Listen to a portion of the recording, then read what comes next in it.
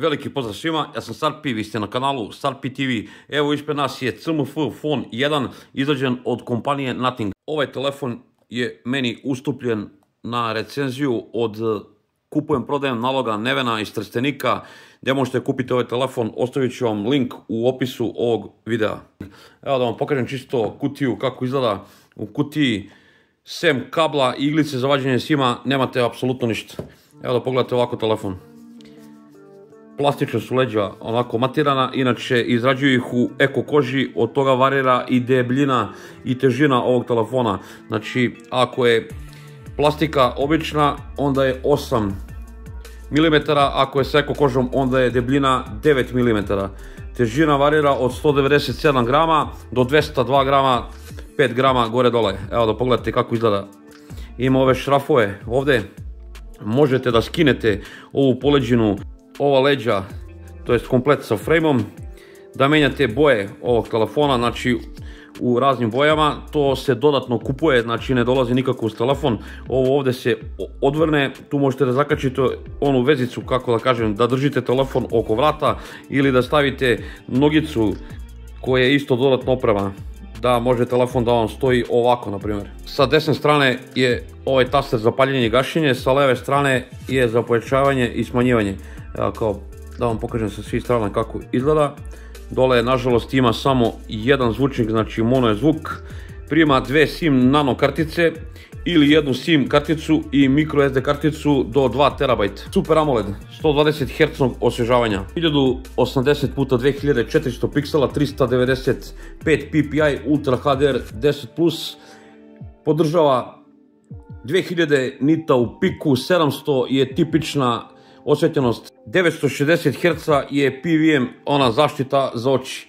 Podržava IP52 sertifikat, nema pravi always on, bukvalno ja mislim da ima always on u trajanju od 7 sekundi, čak nema ni 10 sekundi. Ajde da vam pokažem biometriju, ima optički čitač otiska, evo ovdje dole. Znači to radi brzo, nema šta, nema nikakvu zamjerku. Ajde vidite face unlock kako radi. I to radi skroz zadovoljavajući, mnogo bolje nego kod skupljih uređaja. Evo, pogledajte. Ovaj telefon je došao sa Androidom 14, obećavaju 2 Android nadogradnje i 3 godine sigurnosnih ažuriranja. Dolazi sa Nothing OS 2.6, to je Nothingov skin. U njemu je procesor Dimensity 7300 izrađen u 4 nanometra. Izradila ga je kompanija TSMC, octa-core je inače procesor. 4 jezgra na 2.5 Cortex A78 i ima 4 Cortex jezgra A55 na 2 GHz. Mali grafički čip mu je G615 MC2. Ima 8 GB rama, nigdje nisam mogao da vidim brzinu tog rama, i 128 GB interne memorije, isto meni nepoznate brzine. Ovaj njegov Nothing OS radi skroz ok, ja sam zadovoljan, imam ovo spuštenje sa pola ekrana, dupli tapovi za paljenje i gašenje rade na ovom telefonu. Klasičan Nothing phone, može da vam se sviđa, a može da vam bude grozan, to je sve stvar ukusa. Bluetooth mu je 5.3, Wi-Fi 6 mrežu podržava. Zanimljivo, nema NFC, kome je to bitno. Ja ne mogu da se sjetim odavno da jedan telefon nema NFC, još od onih indijskih verzija nekih bednih Xiaomi telefona od pre par godina, ali jednostavno je tako. Nema stereo zvuk, ali da čujete kako se čuje ovaj jedan zvučnik. Evo, počeo sam do kraja.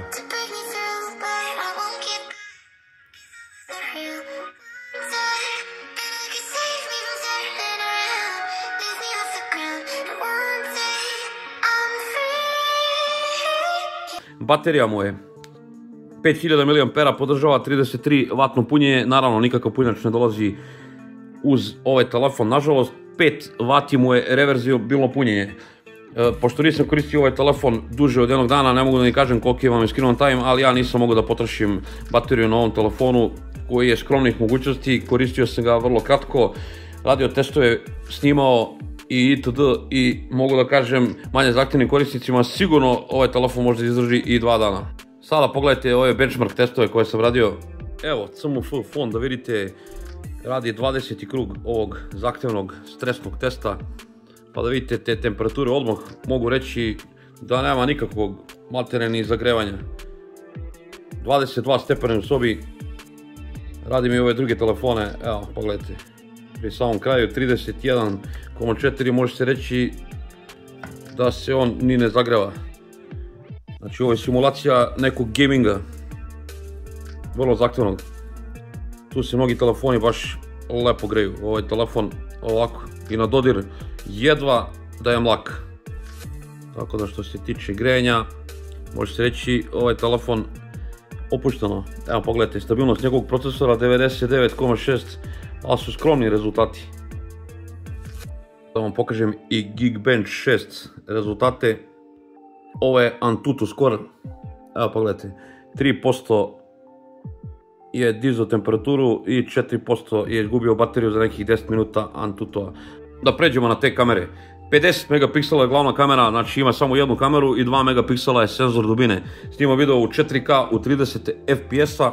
Selfie kamera je 16 megapiksela, snima video u 1080p u 30 fps-a. Kao što vidite nije velika rupa ove selfie kamere.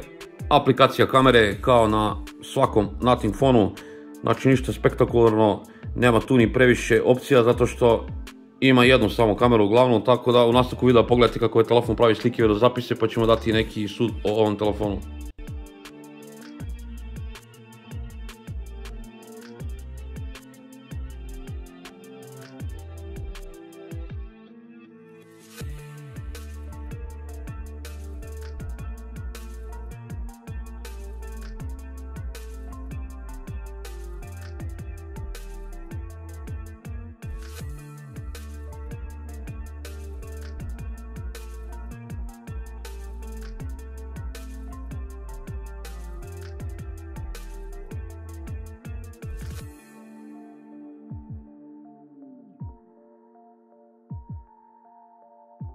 Snima CMF 4K 30 fps.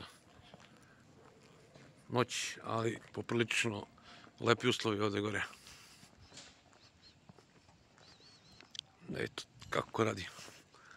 Napravno zoomiramo ono tamo Avalski toranj. 2 puta zoom.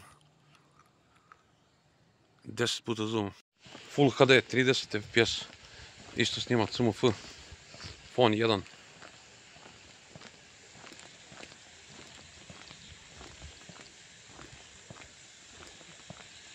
Full HD, 30 fps. Evo mala šetnja, tu sam na Limanu 2, Novi Sad. Evo da vidite, ispod nekog mosta. Evo malo se prošetamo, evo ga sunce iza mene, tačno vidite najteži mogući uslovi. Evo laži, nema prevare. Snima CMF Phone 1. 4K 30 fps. Dan, lepi uslovi. Snima CMF Phone 1.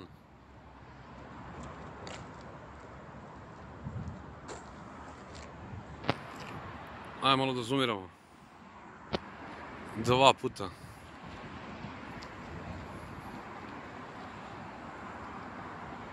Evo ako ste vidjeli, ovaj telefon ima skromne kamere na papiru, ali to što nudi to i daje, tako da po meni ove kamere skroz mogu da prođu manje zahtjevnim korisnicima.